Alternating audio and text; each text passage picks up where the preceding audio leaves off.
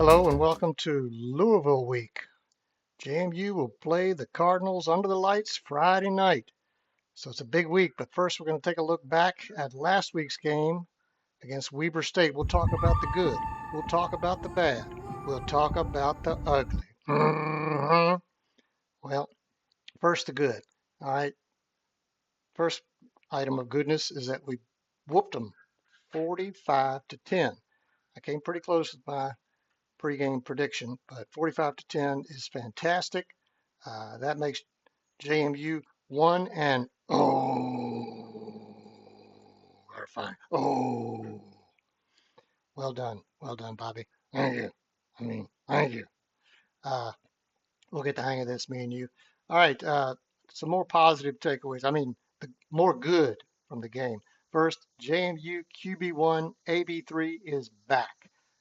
9 months practically to the day after major knee surgery. He played without a brace. He played seemingly without pain. He was fluid. He threw for one score and he ran for another. The guy looks like this is his team, but not so fast, my friend. We also have a fellow named Matthew Sluka. Mm-hmm. Sluka the Palooka. Well, that's right. Sluka the Palooka, we call him. And he came in certain downs and distances, and he kind of relieved AB3, which was nice. Gave him some downtime. Maybe they're managing his workload. I don't know. Maybe they just can't keep Sluka on the bench because he's too good. So he pops. I tell you what, when Sluka, he can pass occasionally, but he runs, and once he gets through that line of scrimmage, which he often does, he looks more like a tight end than a quarterback. The guy just does not like to go down. He's a lot of fun to watch. Glad to have him on certain occasions. But let's not forget, we got one more quarterback that I didn't even mention last week, and his name is, hang on, J.C. Evans. J.C., he's pretty good. Yep, J.C. Evans came in, and he ran for a score. So we got AB3 passing and running for two scores. We got Sluka passing and running for two scores, and we got J.C. Evans running for a score. That's well done. But in my mind, they were all surpassed by the performance of, you know who, uh, Wayne Knight. That's right. I call him Bruce Wayne, the Dark Knight. Now I know that's going against our Marvel tie-in because Batman's a DC character. I know. Give me a break. He's still Bruce Wayne, the Dark Knight to me. The guy was phenomenal. He's so fast. He seems to be even stronger than he was last year. He averaged just shy of 13 yards a carry, uh, uh, capped off by a 59-yard TD run. We haven't seen those long TD runs lately from scrimmage. He also returned punts and kickoffs. I think he returned several of those for touchdowns. Unfortunately, they were all called back due to referee insanity. Darn the refs. Yep, we don't like the refs when they call against us. Now, as for the defense, we got some good to say about the defense too, right? Uh, they played well. They held. I thought they'd hold them to 3, but they held them to 10 points, and we had 3 different guys in the backfield intercept passes. I don't have their names yet. I'll try to learn them by midseason. Yeah, I know. I should do better. All right, so one more positive was that the students were there. They were loud. They were proud. They packed their section. I mean, 30, 45 minutes before kickoff. They were there. They were excited. And here we see, them charging for their seats, led by evidently an ICE agent. But they all got there safely, and God bless you, kids. That was great. Now that's all the good. Now let's go into the bad.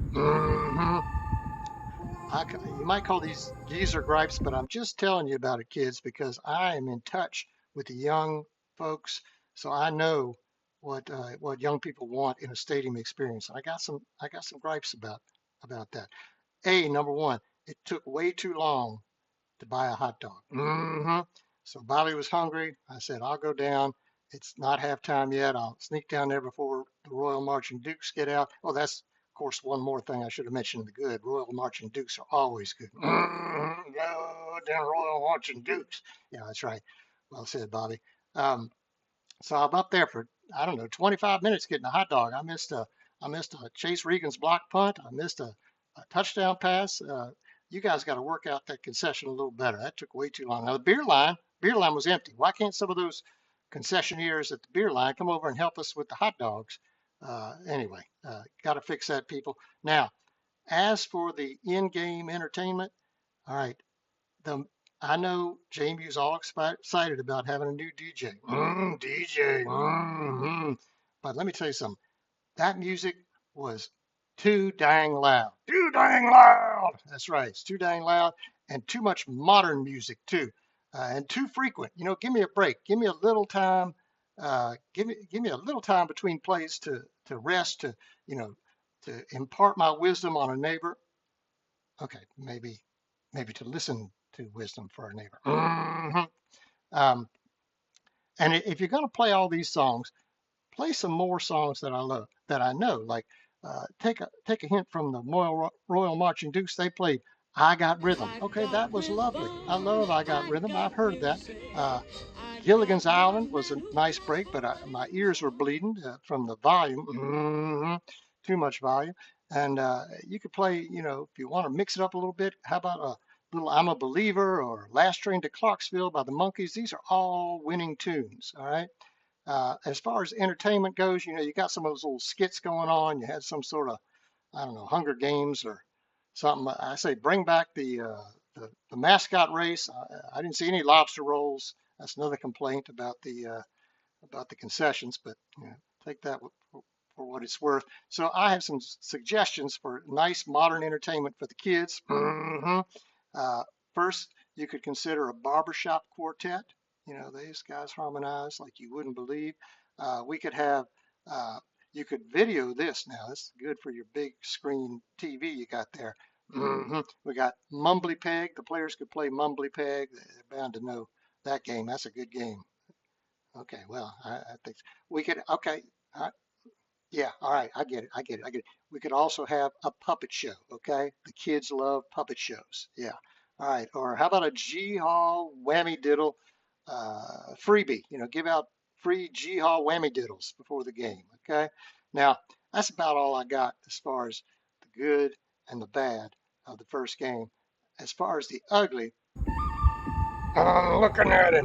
Oh, nice. Moving on. All right, time to make a prediction about this week's opponent.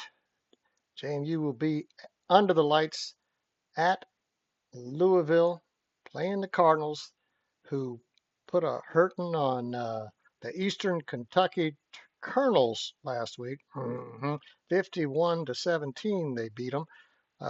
They scored most of their points on big plays, big chunk plays, long bombs, long runs. So we're going to have to limit that. They're going to get a few of those on us. Don't panic. Our D will come through with some timely turnovers when we need them. We're going to make them work harder than they did last week. And our offense, oh, we're going to cook. Let's cook. We are going to cook. And we're going to have JMU AB, what's his name? JMU QB1 AB3. We're going to have QB2 Sluka. We're going to maybe bring in QB3 JC Evans. You never know. We are multi-talented. We got a core of running backs that won't even fit in the running room. They're going to, in the running back room, they probably had to expand that, put on an addition. So we're going to wear them down. And the models are telling me that it's going to be very close. Okay.